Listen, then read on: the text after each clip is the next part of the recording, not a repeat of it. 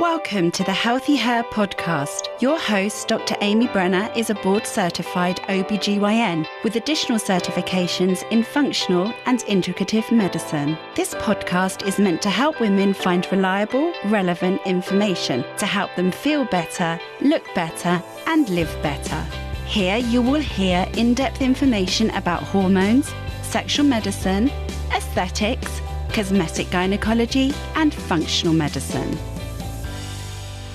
Welcome to another episode of HealthiHer. I'm Dr. Amy Brenner, and on today's show, we're going to be talking about beauty below the belt. My special guest is Stephanie Green, who I'm pleased to say that Stephanie has worked with me for 15 years. Welcome, Stephanie. Thank you. So, Stephanie, you've done a lot in our practice at Amy Brenner, MD and Associates over the past decade. If you just want to give a little overview of what you've done in the practice and now what your main role is in the practice. Yeah, and I can honestly say I do feel like I have done a little bit of everything here. It kind of started out as just rooming patients and, seeing GYN patients, and it kind of transitioned into doing in-office surgeries with Dr. Brenner, and also transitioned into doing research studies here at the office, getting into aesthetics, Botox, filler, but now what I do almost on a daily basis, not almost, actually on a daily basis, are help all of our cosmetic gynecology patients. So for the average listener, people probably don't even know what cosmetic gynecology is. So what does that even mean, just in general? And if you could just list some of the procedures that we do. Sure, absolutely.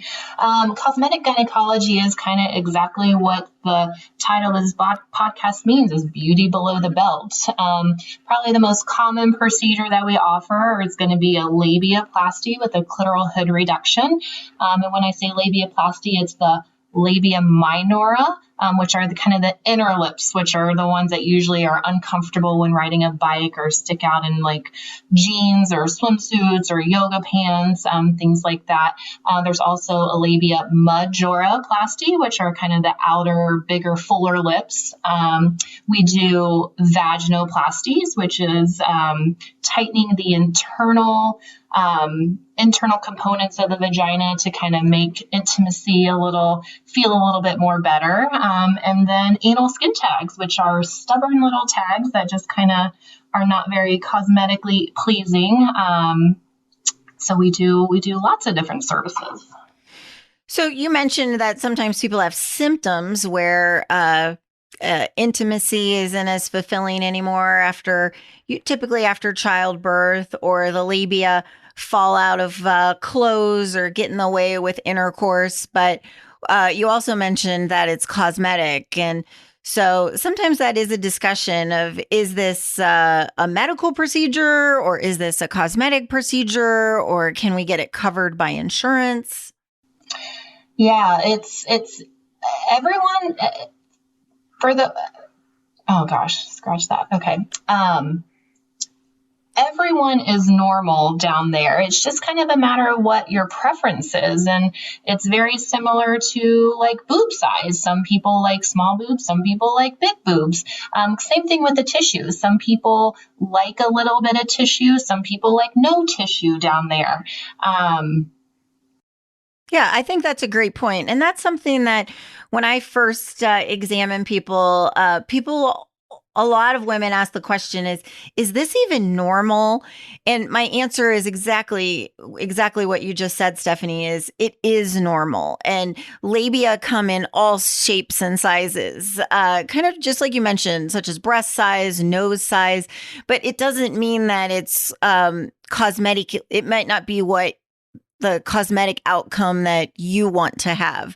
So just like noses and breast, labia or cosmetic gynecology is a rapidly evolving field of aesthetic medicine. But you're absolutely right, is almost all of the patients that we see, not everybody, do have what we would consider a normal variation of labia, but they might just not like the way it looks. So unfortunately, for most situations, this is not a covered service from insurance companies. So you mentioned that labiaplasty minora with a clitoral hood reduction is probably the most common surgery that we do as it relates to cosmetic gynecology. People probably don't know what a clitoral hood reduction is for and why you need to do that. If you can just elaborate on what the clitoral hood tissue is for patients. Yeah, and I think, it's good to clarify, because as soon as you say clitoral hood, people I think are like, oh my gosh, no, don't touch my clitoris. Like that's not the problem. And that is not at all what we're doing, not touching the clitoris, but the skin that lays over top or kind of hoods over the clitoris, usually 9 times out of 10 has excess tissue there. And like I said, not everybody, but usually that is the case. And because the clitoral hood,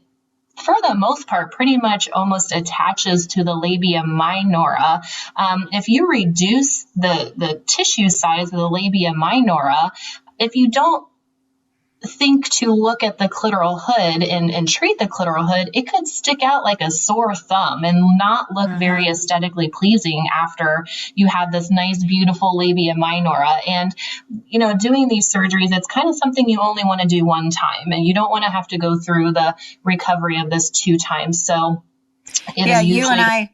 You and I have noticed that when people go to somebody who is not a cosmetic gynecologist, that's probably the number one thing we see is where maybe plastic surgeons or people that don't have specialty training where they don't address the clitoral hood. And so people come to us for revisions, and it usually involves that they didn't address the clitoral hood and it just has a top heavy kind of look, or the labia themselves have a dog ear appearance because the frenulum, which is the area of the labia minora that kind of anchors into the clitoris, wasn't addressed. So we have seen that a few times, and definitely kind of, I think, and I've asked those patients like, hey, why haven't, did they not ask if you wanted to have this procedure done? They're like, oh no, that wasn't a thing. They don't offer that. They only offered the labia minora. And that's why I'm here getting it fixed. Yeah. I think maybe just in general, some physicians, maybe plastic surgeons are, afraid to go near the clitoris. But, just like you mentioned, it's really, we're not touching the clitoris. We're not operating on the clitoris. We're literally just taking that excess skin that's surrounding the clitoris, that removing it eliminates that top heavy appearance or gets rid of that excess bunching in that anterior clitoral hood area. Yeah, and it definitely makes a big difference in the outcome, and aesthetically it is just absolutely beautiful when you pay attention to both of those areas. It really makes a big difference. What are people, because you're usually the first site or first person people contact when they reach out to our office, and what are the common questions, or what are people saying to you on the phone or via email before they even come in to see me for a consult? Yeah, so I guess that kind of depends. We treat a lot of patients from out of town, definitely a lot of patients from in town, but usually I like to find out first where they live and kind of that background. But I would say probably honestly the most first conversation or first question is, what's the cost? They don't want to make the trip out here or set up the arrangements if it's not even something in their price range. So price is probably the number one question. But then honestly, once they're kind of at that point, they just want to know kind of the process of what they're looking at from start to finish. So I absolutely love doing this with patients and being the first contact because of hearing the story of why they're doing it and just getting everything set up and making the process easy for them, because 99% of the time people have been researching these surgeries for 3 to 5 years. And I've even had some people saying 15 years they've been thinking about this, and finally, helping them make this process as easy as possible is really awesome. So I love being the first point of contact. Yeah, and you do such a great job. People are so comfortable, and they almost feel like they're friends, if you will. Absolutely. After we spend so much time with them in the pre-op, and then during the procedure, and during the post-op, and you really get to know them personally on a personal level. And I mean, there have been people of just having one phone conversation with them, not even talking to you yet, or setting up the consult with you, Dr. Brenner. They're like, "Oh my gosh, she's meant to do my surgery. I just know this," and I love hearing that. I just love making people feel so comfortable even before they even step foot in this office or talk to you. Yeah, some people are really uncomfortable about talking about this and embarrassed. And I know you do a really good job of just making people feel comfortable of talking about something that's so private. Yeah, I think it's super important to feel comfortable with the location you choose to have an intimate surgery like this. You brought up a good point. Is people one of the most important questions that people ask is the price. And one of the things that we've perfected in our office is doing these procedures under local. And the benefit of doing that is we're actually able to keep the cost reasonable, because we're not bringing people to the operating room where people are paying for the anesthesia, the hospital facility. So do people, it's a lot less expensive because we're able to do this in our office. Does that freak anybody out that they're going to be awake during this procedure when you explain that to them in the process?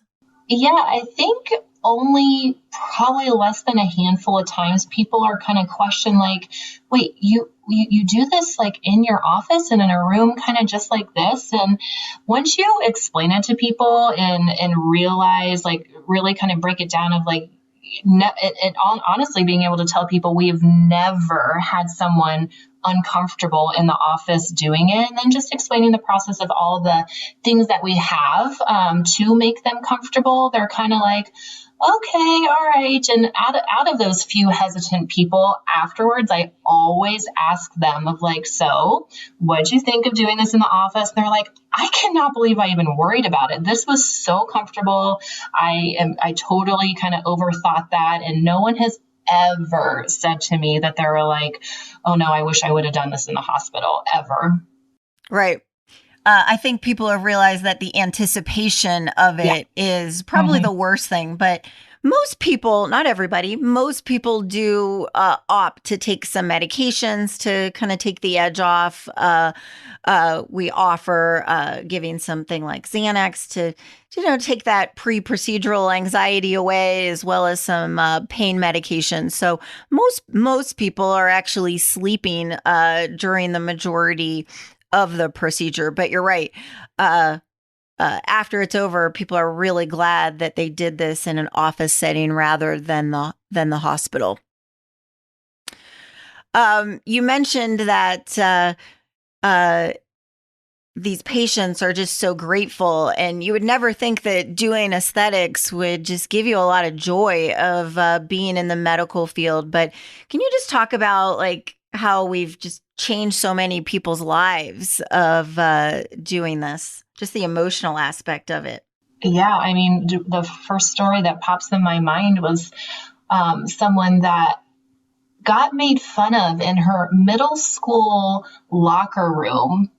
And she was in her 30s at the point of, by time we, actually she got the nerve to come do this surgery. And she had been thinking about this for over 15 years. And it just breaks my heart thinking back to middle school and something weighing on you for that long and being that upset about it. And just changing their life around is so rewarding. But that is not the only story that I hear. It absolutely almost every single person has thought about this for so long or had a significant experience in their life that they were kind of like made them look into doing these procedures and then researching online for the years and years and years. And they say, I don't know, I just came across your page and I, just felt so comfortable. And, it takes a lot for me to reach out and talk about this, but, I'm finally making that leap. And then just following through the whole process and, the full recovery. And then at that final conversation of showing them their before and afters and just like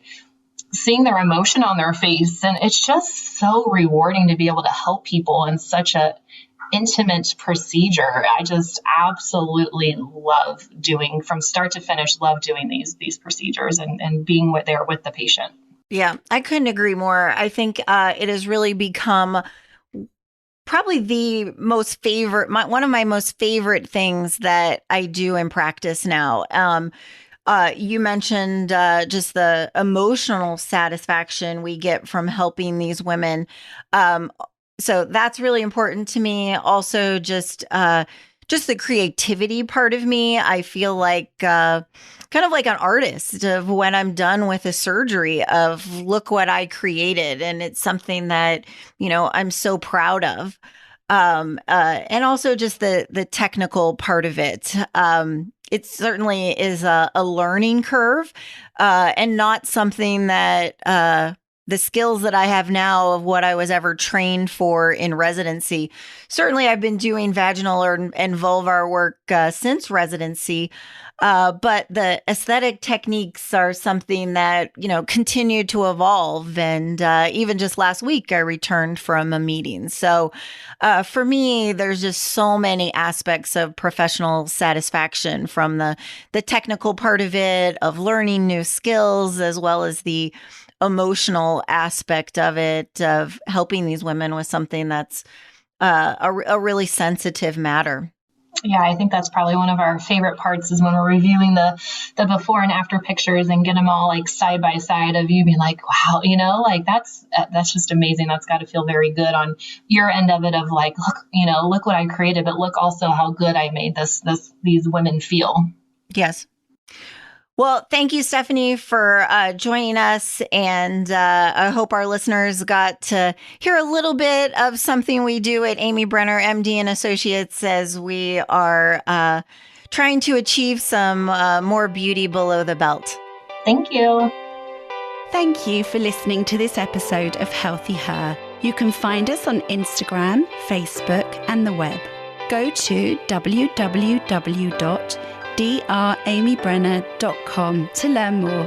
This podcast is for general information only and does not constitute as medical advice, the practice of medicine, nursing, or other healthcare services. No patient-physician relationship is formed. The information in the podcast and any references, material, or links are at the sole discretion of the listener and not meant to be a substitute for professional medical advice, diagnosis, or treatment. Listeners should not delay or disregard obtaining medical advice for any medical issues or diagnoses that they may have, and should seek medical advice from their healthcare provider for any such conditions.